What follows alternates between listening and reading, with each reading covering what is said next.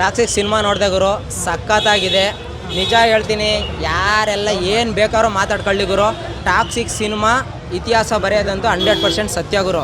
ನಿಜ ಹೇಳ್ತೀನಿ, ನಾನು ಇವಾಗಲೂ ಅದೇ ಮಾತು ಹೇಳಿದೆ. ಅಲ್ಲಿ ಒಳಗಡೆನೂ 2,000 ಕೋಟಿ ಮೇಲೆ ಟಾಕ್ಸಿಕ್ ಏನಾದ್ರು ಮಾಡಲಿಲ್ಲ ಅಂದರೆ ನಾನು ಮೀಸೆ ಬೋಳ್ಸ್ಕೊತೀನಿ. ಓಪನ್ ಚಾಲೆಂಜ್ ಇದು. ಇಲ್ಲಿ ಬಂದು ಯಾವನೋ ಒಂದು ನೆಗೆಟಿವ್ ಹೇಳ್ದ, ಆ ಸೀನ್ ಚೆನ್ನಾಗಿಲ್ಲ, ಎಲ್ಲ ಸೀನು ಚೆನ್ನಾಗಿ ಐತೆ.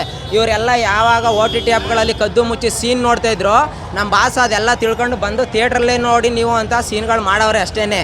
ಅರ್ಥ ಆಯ್ತಾ? ಇವ್ರು ನೋಡದೇ ಇರೋ ಸೀನ್ ಏನಲ್ಲ, ಮಾಡದೇ ಇರೋ ಸೀನ್ಗಳು ಏನಲ್ಲ. ನಮ್ಮ ಬಾಸ್ ಹೇಳ್ದಂಗೆ ಗುರು, ಬೇರೆ ಇಂಡಸ್ಟ್ರಿಯವ್ರನ್ನ ಕರ್ಕೊಬಂದು ಯಾರ್ಯಾರೆಲ್ಲ ನಮ್ಮ ಇಂಡಸ್ಟ್ರಿ ಬಗ್ಗೆ ಮಾತಾಡ್ತಾಯಿದ್ರು ಇಷ್ಟು ದಿನ, ಕನ್ನಡ ಇಂಡಸ್ಟ್ರಿ ಹಂಗೆ ಹಿಂಗೆ ಅಂತ, ಅವ್ರಿಗೆಲ್ಲ ಖಡಕ್ಕಾಗಿ ಉತ್ತರ ಕೊಟ್ಟವ್ರೆ. ಯಾರನ್ನ ಹೆಂಗೆ ಯೂಸ್ ಮಾಡ್ಬೇಕು ಸಿನಿಮಾದಲ್ಲಿ ಮಾಡವ್ರೆ. ಉಜ್ಜುತ್ತಾರೆ ಅಂತ ಗೊತ್ತಿತ್ತು ನಮ್ಮ ಬಾಸ್ ಒಂದು ಸಿನಿಮಾದಲ್ಲಿ, ಈ ರೇಂಜ್ ಉಜ್ಜುತ್ತಾರೆ ಅಂತ ನನ್ನ ತಾಯಣೆ ಗೊತ್ತಿರಲಿಲ್ಲ ಗುರು. ಅದಂತೂ ಸತ್ಯ. ಈ ಮೂವಿ ಟಾಕ್ಸಿಕ್ ಮೂವಿಲಿ ನಮ್ಮ ಬಾಸ್ ಬಟ್ಟೆ ಬಿಸ್ತು ಅಂದರೆ ಭಯ ಪಡ್ತಾರೆ ಅಲ್ಲಿ ಆಡಿಯನ್ಸು. ಆ ರೇಂಜ್ಗೆ ಅದೇ ಅರ್ಥ ಆಗಿರಬೇಕು ಅಂತ ಅನ್ಕೊಂತೀನಿ. ಚೆನ್ನಾಗಿದೆ ಬ್ರದರ್. ಅಕ್ಕ ತಮ್ಮನ ಸೆಂಟಿಮೆಂಟ್ ಬೇಕಾ, ಅಪ್ಪ ಮಕ್ಕಳು ಸೆಂಟಿಮೆಂಟ್ ಬೇಕಾ, ಏನು ಬೇಕು ಎಲ್ಲ ಇದೆ ಸಿನಿಮಾದಲ್ಲಿ. ನೀವು ನೋಡೋರೆಲ್ಲ ಫೋಕಸ್ ಅಲ್ಲಿಗೆ ಯಾಕಾಗ್ತೀರಾ, ನಿಮ್ಮ ಮೈಂಡ್ ಸೆಟ್ ಹಂಗಿದೆ ಅಂತ ಅರ್ಥ ಮಾಡ್ಕೊಂಬಿಡ್ರಿ. ಅಷ್ಟು 3 ಅವರ್ ಮೂವಿಲಿ 3 ನಿಮಿಷಕ್ಕೆ ಯಾಕೆ ಹೋಯ್ತೀರಾ ನೀವು? ಅದನ್ನೇ ಮೈಂಡ್ ಸೆಟ್ ಇಟ್ಕೊ ಬಂದಿರ್ತೀರಾ. ಅದಕ್ಕೋಸ್ಕರ ಎಲ್ಲ ಓಪನ್ ಮೈಂಡಾಗಿ ಸಿನಿಮಾ ನೋಡಿ. ಇಷ್ಟು ದಿನ ಹೇಳ್ತಾ ಇದ್ರಲ್ಲಪ್ಪ ಹಾಲಿವುಡ್ ರೇಂಜಿಗೆ ಮಾಡಿ, ಬಾಲಿವುಡ್ ರೇಂಜಿಗೆ ಮಾಡಿ ಅಂತ, ಅದಕ್ಕಿಂತ ಒಂದು ಕೈ ಎಕ್ಸ್ಟ್ರಾ ಅವ್ರ ಅಪ್ಪನಾಗಿ ಮಾಡವ್ರೆ ರಾಕಿಂಗ್ ಸ್ಟಾರ್ ಎಸ್ ಅವರು. ಬಂದು ಸಿನಿಮಾ ನೋಡಿ ಆಮೇಲೆ ಮಾತಾಡಿ.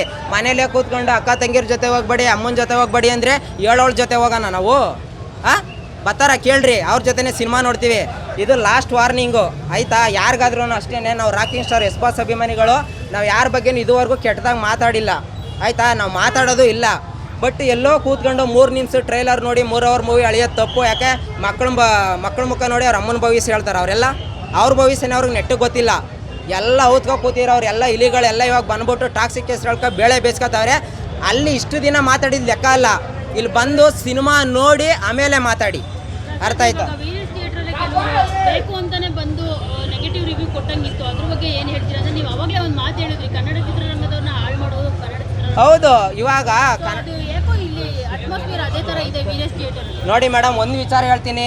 ಬೇರೆ ನಮ್ಮ ಇಂಡಸ್ಟ್ರಿಲಿ ಬೇರೆ ಹೀರೋಗಳ ಬಗ್ಗೆ ಏನು ಮಾಡ್ಕೋತಾರೋ ಗೊತ್ತಿಲ್ಲ. ನಮ್ಮ ಬಾಸ್ನ ಅದ್ರಿಸ್ತೀನಿ ಅಂತ ಬಂದವರೆಲ್ಲ ಯಾವತ್ತೋ ಉದುರೋದ್ರು. ಅರ್ಥ ಆಯ್ತಾ? ಇವತ್ತು ಬೇರೆ ಇಂಡಸ್ಟ್ರಿಯವರೆಲ್ಲ ನಿಂತ್ಕೊಂಡು ನಮ್ಮ ಬಾಸ್ಗೆ ಸಲಾಮ್ ಹೊಡಿತಾರೆ. ಎಲ್ಲ ಸ್ಯಾಂಡಲ್ವುಡ್ ಅಂದರೆ ನಮಸ್ಕಾರ ಮಾಡ್ತಾರೆ. ಹಂಗೆ ಮಾಡಿರೋದು ರಾಕಿಂಗ್ ಸ್ಟಾರ್ ಯಶ್ ಅವರು. ಇಂಥ ನನ್ನ ಮಕ್ಕಳೆಲ್ಲ 200-300 ರೂಪಾಯಿಗೆ ಬಂದು ಇಲ್ಲಿ ನೆಗೆಟಿವ್ ರಿವ್ಯೂ ಕೊಟ್ಟರೆ ನಮ್ಮ ಬಾಸ್ ಕೂದಲು ಸಮಾನ. ಅವರೆಲ್ಲ ನಿಮ್ಮ ತಾಕತ್ತಿದ್ರೆ ಸಿನಿಮಾನ ಸೋಲ್ಸೋಕ್ಕೆ ಟ್ರೈ ಮಾಡ್ರೋ ನೋಡೋಣ. ಓಪನ್ ಚಾಲೆಂಜ್ ಇದು. ನನ್ನ ಮಕ್ಳಿಗೆ 300 ಕೊಟ್ಟರು 1 ದಿನ ಬರ್ತಾರೆ, 2 ದಿನ ಬರ್ತಾರೆ, ನೆಗೆಟಿವ್ ಮಾಡ್ಸೋಣ. ಅವ್ರ ಅಪ್ಪನಿಗೆ ಹುಟ್ಟಿದ್ರೆ ಓಪನ್ನಾಗಿ ಬಂದು ಡೈರೆಕ್ಟಾಗಿ ರಾಕಿ ಬೈನ ಸೋಲ್ಸ್ಬೇಕು ಅಂತ ಹೇಳಿ ನೋಡೋಣ. ತಾಕತ್ತಿದೆಯಾ? ಯಾವ ನನ್ನ ಮಗನಿಗೂ ಇಲ್ಲ. ಜಸ್ಟ್ ರಾಕಿ ಬೈನ್ ನೋಡೋ ಯೋಗ್ಯತೆನೇ ಇಲ್ಲ ಅವ್ರಿಗೆಲ್ಲ.